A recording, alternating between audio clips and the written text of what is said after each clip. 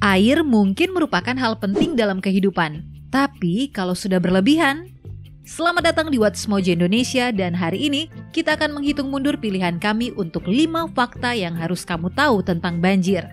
Sebelum kita mulai, kami mengeluarkan video setiap minggu, jadi jangan lupa subscribe dan tekan tombol bel untuk mendapatkan notifikasi tentang video terbaru kami.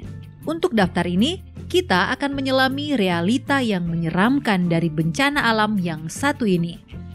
Nomor 5, banjir bisa muncul dari mana saja. Banjir merupakan masalah yang serius. Meski ketika naiknya perlahan, kamu masih punya waktu untuk bersiap-siap atau mengungsi. Tapi ketika banjir bandang muncul, meski nggak tinggi, air dengan cepat memasuki area tanpa peringatan, membawa puing-puing sepanjang arus. Biasanya, ini terjadi karena hujan deras di area datar di mana saluran airnya buruk atau pada tanah dengan tampungan air yang terbatas. Karena banjir bandang nggak terlalu tinggi, orang kadang sering menganggap remeh. Padahal, banjir ini bisa menyapu baik pejalan kaki maupun kendaraan dengan akibat yang bisa saja fatal. Banjir bandang juga sangat berbahaya di daerah bertebing dan jurang. Nomor 4, ada berbagai jenis banjir. Masing-masing memiliki resiko yang unik. Banjir pesisir terjadi di sepanjang laut dan dikenali dengan naiknya gelombang air yang deras melewati pantai. Saat badai besar, air bisa sampai ke bangunan di pesisir atau sampai jalan raya dengan kekuatan yang luar biasa. Tergantung pada geografi dan kondisinya, airnya nggak selalu surut. Berikutnya, ada banjir luapan sungai yang sudah nggak asing lagi dengan penduduk tepi sungai. Meski naiknya perlahan, ketika sudah melewati tanggul, air sungai bisa menutupi daratan dengan cukup luas, melumpuhkan daerah-daerah sekitarnya. Dan untuk daerah yang di mana musim dinginnya keras, sebuah bongkahan besar permukaan es bisa membentuk bendungan alami yang menghasilkan air dingin dialihkan ke daratan. Inilah yang sering disebut dengan ice jam flooding. Nomor 3, kamu nggak tahu apa yang ada di dalam air. Ketika berbicara banjir, salah satu resiko terbesar adalah hal yang kebanyakan orang nggak peduli. Apa yang ada di dalam air? Meski kamu tahu sumbernya dari mana, kamu nggak tahu apa saja yang udah dibawanya sepanjang perjalanan. Kalau kamu di daerah pertanian, ingatlah pupuk kandang dan pupuk kimia. Di daerah pinggiran kota, got dan sistem pembuangan akan meluap, yang berarti banyak kotoran yang juga terbawa.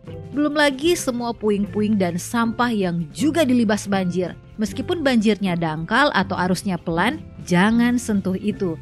Dan kalau itu udah nggak bisa dihindari, pastikan kamu membersihkan dirimu secepatnya. Nomor 2, banjir itu mahal. Seberapa banyak sih kerusakan yang bisa ditimbulkan dari sedikit air?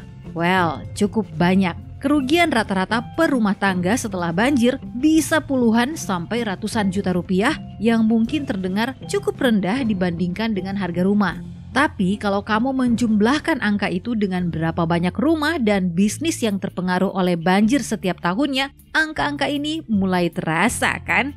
Bahkan ada satu kasus yang cukup parah dalam sejarah Amerika yang merugikan miliaran dolar Amerika. Pada tahun 1993, ketika kubah Sungai Mississippi mengalami banjir, kerusakannya diestimasikan mencapai 20 miliar dolar Amerika. Hal ini membuatnya mendapat julukan The Great Flood. Sedangkan pada tahun 2017, banjir disebut sebagai bencana alam yang paling mahal di Amerika. Nomor 1, kamu masih memiliki masalah yang besar setelah airnya surut. Ketika air akhirnya surut, ada perasaan lega, tapi perasaan itu gak bertahan lama. Setelah surut, baru semua kerusakannya terlihat, dan biasanya jelek sekali.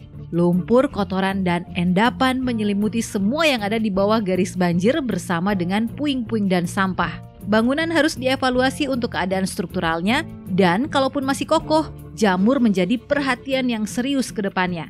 Di daerah pertanian, resiko dari kontaminasi tanah sangat tinggi dan pengujian yang tepat harus dilakukan sebelum pekerjaan bisa dilanjutkan. Dimanapun kamu tinggal, setelah banjir menyerang, kamu akan menghabiskan banyak waktu dan tenaga untuk mengembalikan hidup ke normal.